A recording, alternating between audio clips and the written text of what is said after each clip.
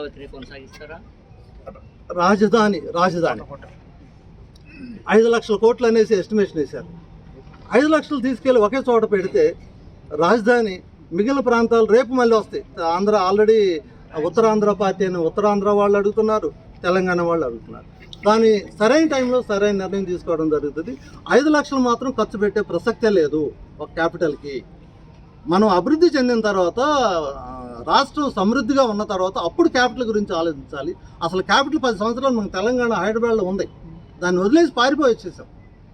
So ఇప్పుడు ప్రతి జిల్లా అభివృద్ధి చెందాలి, ప్రతి ఏరియా కూడా అభివృద్ధి చెందాలంటే దానికి అనుకూలంగా ఏం చేస్తే బాగుంటుంది.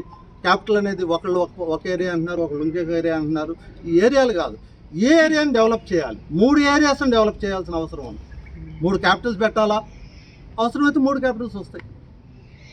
సో ఈ విధంగా క్యాపిటల్ కోసం అనేది లక్షల కోట్ల రూపాయలు ఖర్చు పెట్టి పేదవాడిని ఇంకా పేదవాడిని చేయొద్దు. సో పేదవాడు అభివృద్ధి చెందాలి. ఈ రాష్ట్రం ప్రతి ఒక్క కుటుంబం కూడా లక్షలాధికారి కావాలనేది మా ఆలోచన. ఓకే, అమరావతిని కొనసాగిస్తారా? రాజధాని 5 లక్షల కోట్లు అనేసి ఎస్టిమేషన్ వేశారు. 5 లక్షలు తీసుకెళ్ళి ఒకే చోట పెడితే రాజధాని మిగిలిన ప్రాంతాలు రేపు మళ్ళీ వస్తాయి. ఆంధ్ర ఆల్రెడీ ఉత్తరాంధ్ర పార్టీ అని ఉత్తరాంధ్ర వాళ్ళు అడుగుతున్నారు, తెలంగాణ వాళ్ళు అడుగుతున్నారు. దాని సరైన టైంలో సరైన నిర్ణయం తీసుకోవడం జరుగుతుంది. 5 లక్షలు మాత్రం ఖర్చు పెట్టే ప్రసక్తే లేదు ఒక క్యాపిటల్కి. మనం అభివృద్ధి చెందిన తర్వాత, రాష్ట్రం సమృద్ధిగా ఉన్న తర్వాత అప్పుడు క్యాపిటల్ గురించి ఆలోచించాలి.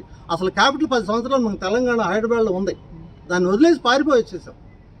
సో ఇప్పుడు ప్రతి జిల్లా అభివృద్ధి చెందాలి, ప్రతి ఏరియా కూడా అభివృద్ధి చెందాలంటే దానికి అనుకూలంగా ఏం చేస్తే బాగుంటుంది. క్యాపిటల్ అనేది ఒకళ్ళు ఒక ఏరియా అంటున్నారు, ఒకళ్ళు ఇంకొక ఏరియా అంటున్నారు. ఈ ఏరియాలు కాదు, ఏ ఏరియాని డెవలప్ చేయాలి, 3 ఏరియాస్ని డెవలప్ చేయాల్సిన అవసరం ఉంది. 3 క్యాపిటల్స్ పెట్టాలా, అవసరమైతే 3 క్యాపిటల్స్ వస్తాయి. సో ఈ విధంగా క్యాపిటల్ కోసం అనేది లక్షల కోట్ల రూపాయలు ఖర్చు పెట్టి పేదవాడిని ఇంకా పేదవాడిని చేయొద్దు. సో పేదవాడు అభివృద్ధి చెందాలి. ఈ రాష్ట్రం ప్రతి ఒక్క కుటుంబం కూడా లక్షలాధికారి కావాలనేది మా ఆలోచన. ఓకే.